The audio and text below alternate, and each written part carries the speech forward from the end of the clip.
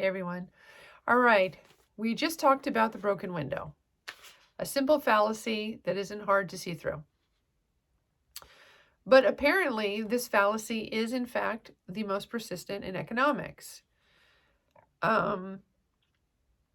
Because it gets bloated and accompanied by other related fallacies, people don't necessarily see it as the broken window fallacy, but anyone who sees advantage in great acts of destruction is succumbing to this fallacy.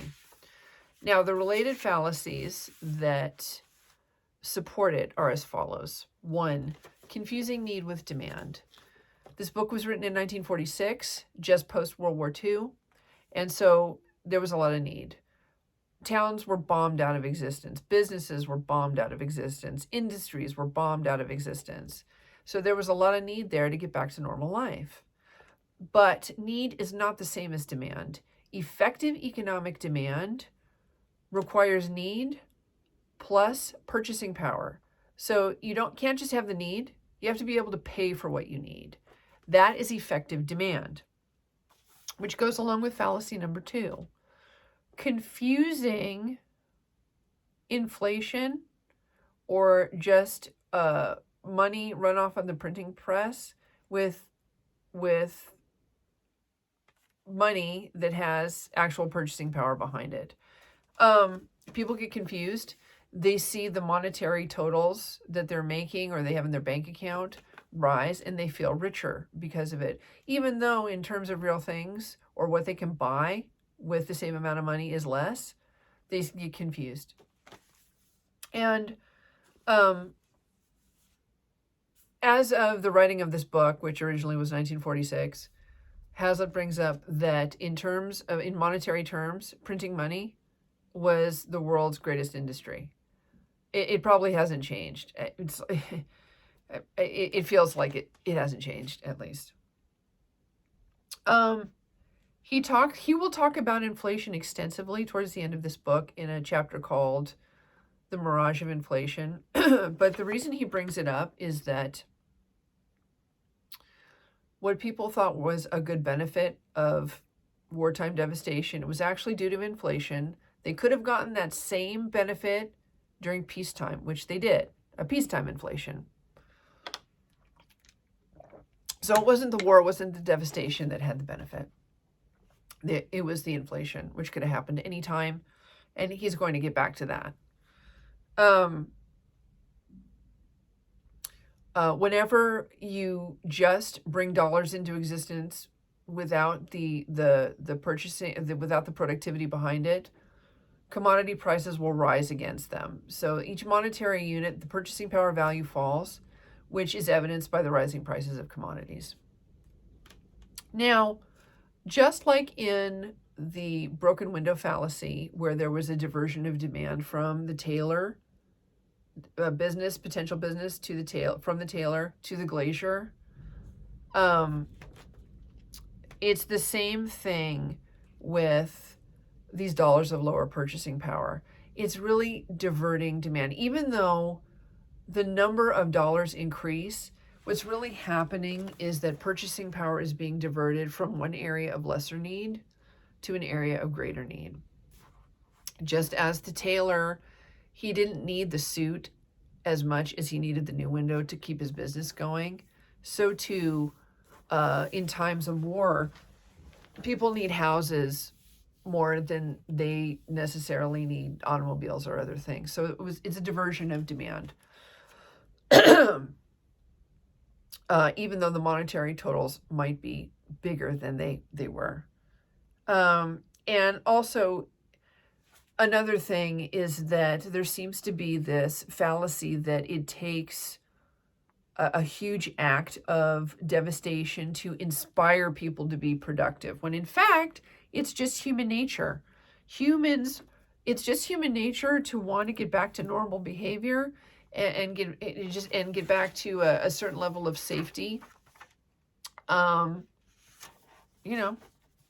We need our safe spots to live, and so people are going to be highly motivated if their house was bombed out of existence to get it rebuilt as soon as possible. Hazlitt quotes, and it's a little archaic. He quotes an author named Macaulay from, I guess, a very famous History of England, the book he wrote.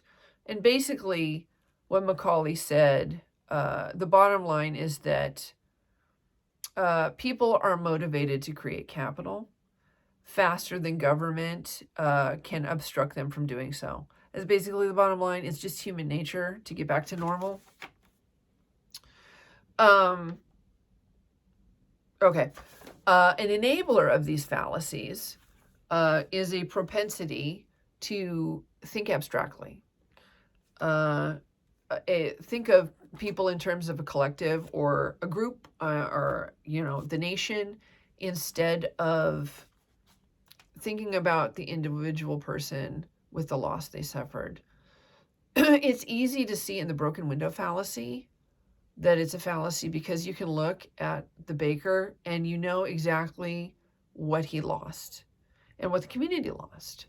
But when everything is collectivized and you don't think about the individual, you don't think about what they lost. And so that's what enables these fallacies, is that people want to think about things going forward and not, these poor people that lost everything or lost a good portion of what they had. Fallacy number 3, divorcing supply from demand. This is a big one. This is a huge one, okay? If you only remember one thing from this video, remember this, is that supply creates demand because ultimately supply is demand, okay? Supply is demand. What you produce, what you work for, okay, the effort of what you do, whether you produce a good or you produce a service, what you supply, that constitutes your demand for something, okay? If you produce apples, you're a farmer and you produce a crop and you take it to market, you supply it, but basically it gets exchanged for currency that you can use to demand for anything you want. And that's really important, okay? Because, and it goes back to the fallacy of just printing money into existence, is that you have to produce something, a good or a service, in order to demand something with it, okay? And people get confused. I've seen top politicians, so many people get confused. Economists get confused. Supply is demand. Supply is demand. You cannot divorce the two. And this is why your ability to earn an income is your greatest asset, okay? Money, when it serves when it's working right, okay? It allows you to specialize, to make the most that you can of what you do best, and then you can exchange it for something. If I produce something, I don't have to barter. I don't have to barter with everybody I need something from. And I don't have to be everything to everybody, okay? Because that's what the function of money does. I produce something, I exchange it with someone who sees value in it. And then they basically, I don't need what their service is because I have their money. And I can turn what they did, what they specialized in, the money it gained them, they give it to me. I can buy whatever I want with it, okay? So that's why it's really important for it to have value, okay? That's why it's really important. So, okay. Okay, supply from demand. Fallacy number 4. New equipment. Okay, I'm going to go over 10 minutes, but it is what it is.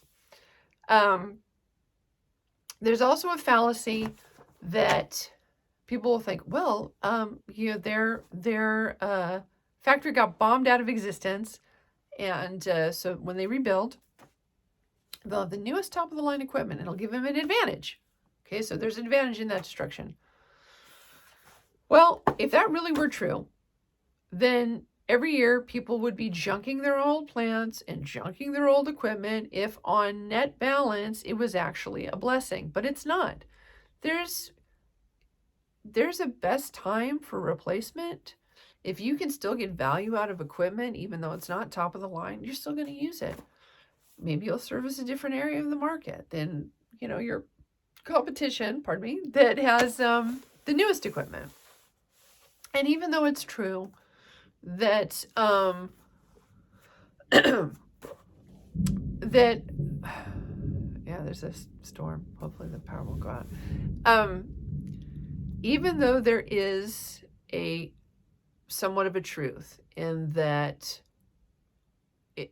competition with newer equipment will speed up the obsolescence of older equipment.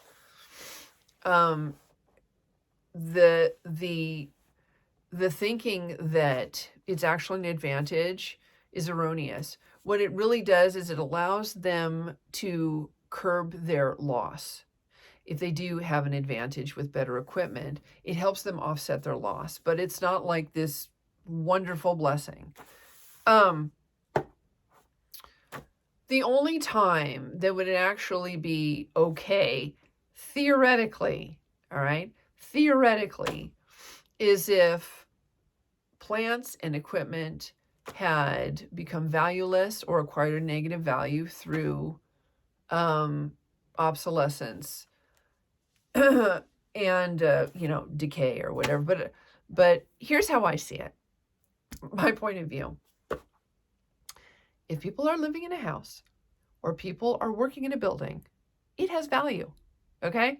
It has value. If people are actually existing in a building, either living their lives or doing business, that building's going to have value. Okay? There are all kinds of videos on YouTube that are like urbex exploration, like, old-timey, $20 million hotel. Let's explore. And, they go in and it's completely decrepit. No one is doing business in that building, okay? Because nature is always on the move. It's either building up or tearing down so it can reassemble and build up again. If people are doing business in a building or they are living in a house or apartment or whatever, if the roof leaks, they're going to fix it. They do pest control. If they need to replace a pipe, they do. They keep the building up. It has value. So I can pretty much guarantee you that if a bomb falls out of the sky and destroys a building, or a tornado comes and destroys a building that you are inhabiting, it's a net loss. Okay? So theory aside, I think that was lightning. Theory aside, if people are living and working somewhere and it gets destroyed, it's a loss. Okay, just wanted to bring that up. All right. Okay.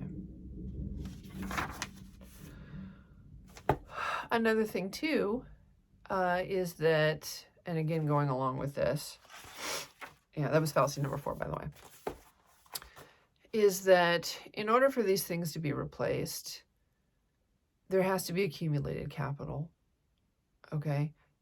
Someone has to want to replace the building or the house, but they also have to have the capital. And war and huge devastations, they destroy accumulated capital, okay? So that's really important. So the whole point of this chapter and what he tries to get across is that the destruction of anything of real value will always be a loss. It'll never be a good thing. It'll never be a blessing. It's always a loss. And that's why it's the broken window fallacy in many forms. Don't be fooled. Okay? Don't be fooled by the broken window fallacy. So anyway, that's about it.